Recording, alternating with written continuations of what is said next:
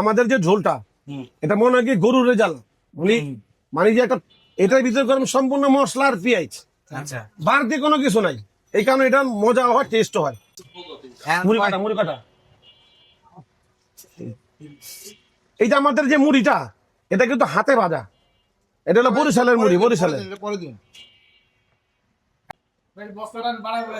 অবশ্যই অবশ্যই ভাই, মশলার কোনো কমতি নেই।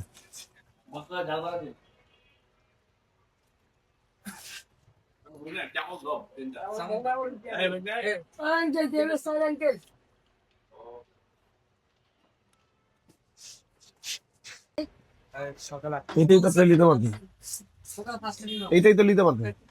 ভাই মুড়ি না কি দেবো? মুড়ির সাথে আর কি দেবো? কি দেবো? ব্যবসা দুইটা আর কি? আর কি মুড়ির সাথে কি দেবো বড় ভাই? ঠিক আছে ঠিক আছে।